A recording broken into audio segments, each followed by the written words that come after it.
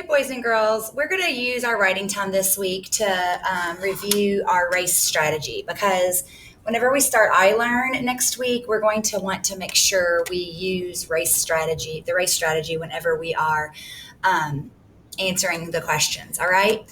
So first, let's go over it. I've got one of the charts posted here under Reading Anchor Charts at the top. I'm just going to click on that and we're going to go over it. If you remember, the R stands for restate the question. You're going to restate the question whenever you're giving your answer. A stands for answer the question. C stands for cite evidence from the text. That is the main thing we are going to be practicing this week. And then E means to explain. Now that's posted under Reading Anchor Charts all the time up here at the top, okay? Now I'm going to scroll down to Monday, April 12th. That's today's date. And I'm going to click on Writing. And you're going to see two things posted here, a resource and Monday's assignment. We're going to go over this resource together right now, and that is actually posted every day this week. So you can click on it and look at it and read it and check it out. All right, you're going to use that to help you. So I'm just going to click on that. And we're going to use these sentence starters to start our sentences. Okay, we'll come back to that in just a second. Let me scroll down now to, actually, if you scroll down to the very bottom, it tells you it's another little explanation of race. Restate the question, answer all the parts of the question, cite the text, and explain your answer. Okay, let's go up here and look at these articles. Okay, we're going to read two articles about two different animals, and we're going to use the information in both of these articles to answer our question. Okay, first let's start with An Elephant Remembers. You know that elephants are the largest land animals on Earth. You also may have heard that elephants never forget. Is it true that they have good memories? The answer is yes. Elephants use their memory skills to survive in the wild. They recall sources of water. They can lead their herds long distances to them during dry spells. Scientists have found that elephants can recognize and track up to 30 members of their herd. They also remember animals they knew for only a short time. Here's an example. At a safe place for elephants in the U.S., an elephant named Jenny became very excited when a new animal arrived. Workers did some checking. They learned that the two had performed with the same circus. It was only for 2 months, and it was 22 years ago. Isn't that pretty cool? They still remembered each other. I love that story. All right, now let's read The Incredible Octopus. The octopus is considered the smartest invertebrate in the world. They are found in oceans all over the world. Some people think they have tentacles, but this is false. They are actually called arms. These arms are very strong and flexible. The arms also have suction cups on them. Because an octopus has 8 arms, it can multitask. For example, it could be using some of its arms to break open a shell while using the other arms to search for food. If an octopus is scared, it will shoot out black ink to confuse a predator. This gives the octopus time to get away. Octopi have been using tools. For example, they have built tents out of coconut shells. Very few animals on Earth know how to use tools. All right, let's look down here at the question. Here is the example. Awesome. This wasn't on me. Hi. All right, so let's look at this example. The directions say, now that you have read An Elephant Remembers and The Incredible Octopus, answer the following questions. use the checklist as you write. Now, they're talking about this race checklist down here, okay? RACCE. Now, let's talk about why they have C listed twice. Because when you have two passages, you've got to cite each passage. So you're going to have two for that one, okay? All right, let's look up at the question. What do elephants and octopi have in common? Use evidence from both texts to support your answer. Now, they've written an answer here, and they've actually put RACCE on the edge so that you can see how they're using race, okay? The very first sentence restates the question. That's the R. Elephants and octopi have something in common. Why am I saying octopi? Does anybody know? Because it's not octopuses. It's octopi. I'm actually recording, Dr. John. Sorry. You're fine. The word is not octopuses. It's octopi, actually. That's why it kind of sounds funny. So elephants and octopi have something in common. That's the R. They're restating the question there. And then they go into answer. They are both animals with interesting talents. Now, here we go. For example, and this is where they are citing the evidence from the first article about the elephant. All right? For example, elephants have strong memory skills. According to An Elephant Remembers, elephants can recognize and track up to 30 members of their herd. No worries, you're fine. Okay, so let's look at that. So let's scroll up here to the very top. Sorry, I lost my train of thought. Okay. Look how they used these sentence starters to cite their sources. Okay, check this out. According to the text, for example, the author says, according to the author. Let me tell you a trick. When people are grading your answers, me, somebody that doesn't know you, but they see that you're getting ready to put something in from the text, that's a clue word for them, okay? That is something that really smart students do. They put according to the text, according to the author, for example. Let's go down and look at that. Right here it says, for example, and then they put something from the article. Elephants have strong memory skills.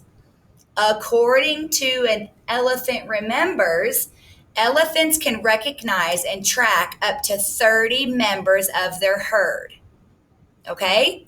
So that was something about elephants. Now, octopi are known to use their arms to multitask. According to The Incredible Octopus, the octopus can be using some of its arms to break open a shell while using the other arms to search for food. So that's from the second article. Then they explain it. Here we go. These examples show that elephants and octopi both have unique skills in the animal world. Okay? So as you're doing this, we're going to do one of these each day this week. Okay? And I want you to make sure, and we're even going to mark them the first day. R-A, Site 1, Site 2, E. All right? Something from the first article, something from the second article. Okay? All right, let's look at our assignment for today. It is picking up the scent and taste and smell. What's the connection? So let's do this one together. All right, we're going to do this one together. Let me open it in Kami.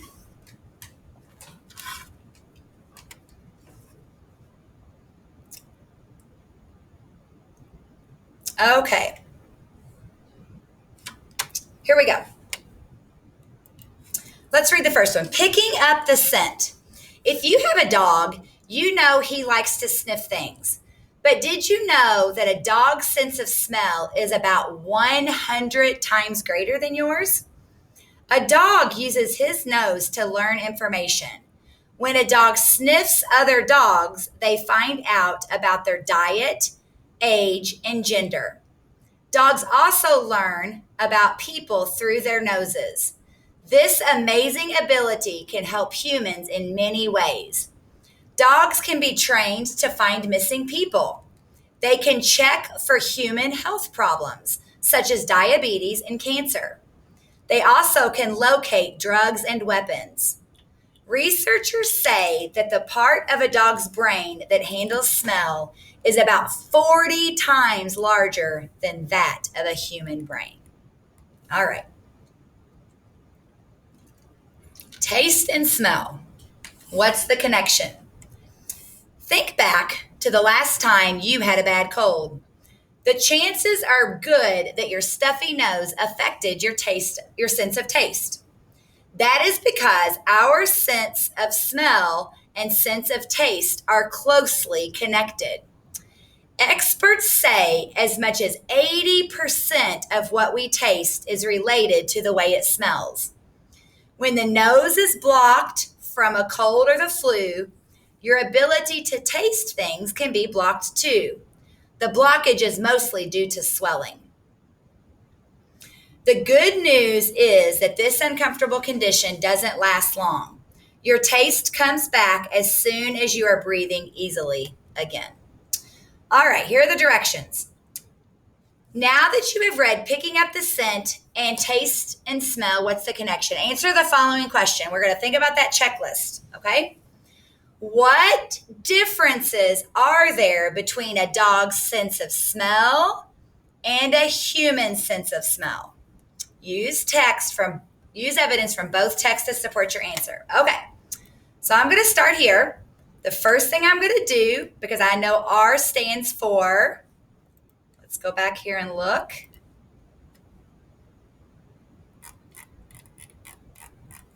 R stands for restate the question. Okay, so let's restate the question.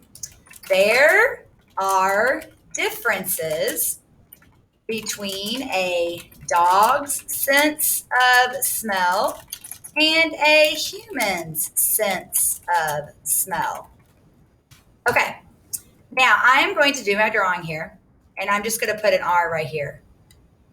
All right, and I'm going to draw a little line.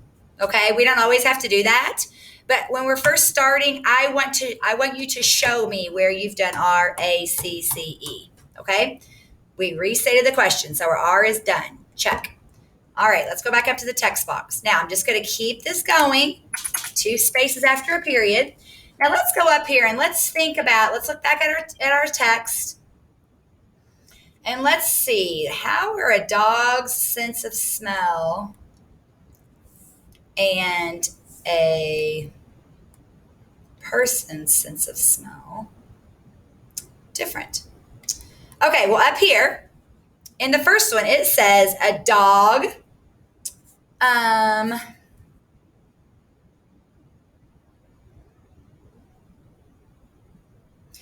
well, it says researchers say that a part of a dog's brain handles smell.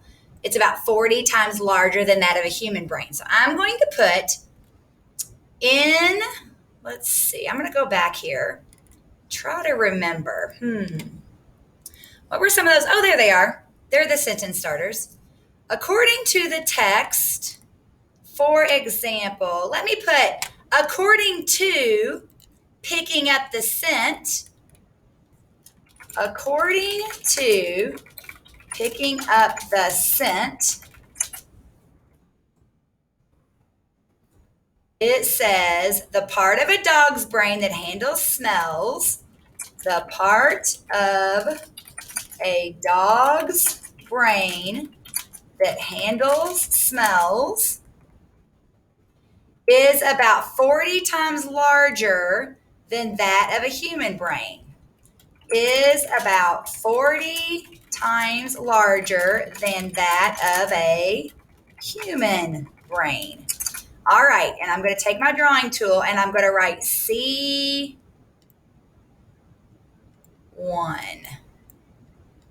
Because right there I cited the first source. Okay, what did I forget? Oh, my A. Oh, gosh. Let's go back and check that out. Answer all parts of the question. Okay, well, I got to go back and make sure I do that. Okay, it's okay that I forgot that, right? I'm going to jump back up to text, and I'm going to go back, and I'm going to write the A. Okay. There are differences between a dog's sense of smell and a human sense of smell. Let's see. They both use, hang on, let me think. I'm having a hard time with this one. Let's see. How would I answer that question? What are the differences? How about there are many differences between a dog's sense of smell and a human's sense of smell. According to, okay, so I'm going to go back. Let me erase this.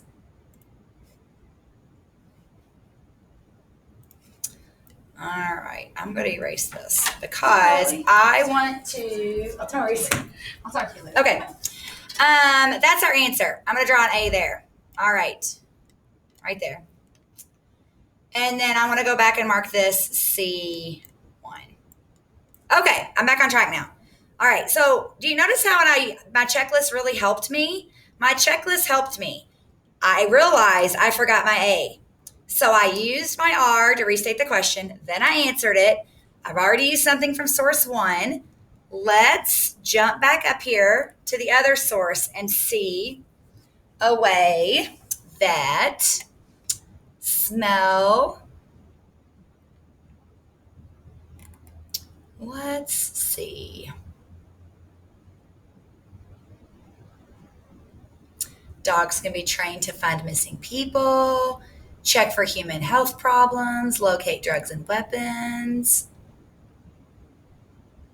All right, let's talk about this. So let's find another sentence starter. Let's go back up. Let's put according to taste and smell. According to taste and smell. Remember, whenever we state exactly where we're getting our information, okay? That tells the reader that you are citing that. You are using the information from that text. According to taste and smell, humans taste and smell are very closely related. According to taste and smell, a human's taste and smell are very closely related. 80% of what we taste is related to how it smells. Okay, got my capital letter. 80% of what we taste is related to the way it smells. All right, so that is our second source. Right there, I'm going to put a little C2. All right, let's go down to our checklist. All right, we did R, we did A, I cited from the first source, I cited from the second source. Okay, I have E left. Let's look at E. What is E? All right, what they did in the example, these examples show that elephants and octopi both have unique skills in the animal world. All right, they explained it. All right, let's go back and explain. Here we go. These examples both show how a dog's sense of smell and a human's sense of smell are.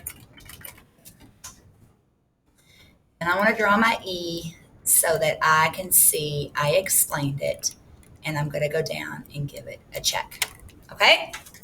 Boys and girls, I really want to stress to you to make sure you're going back and you're looking at this example. All right? Look what they did. Use these sentence starters. They're there to help you. Use this example to help you. Use the checklist. Use the list. Okay? These will all help you. All right? Tomorrow, you're going to do one on your own. All right? Talk to you later.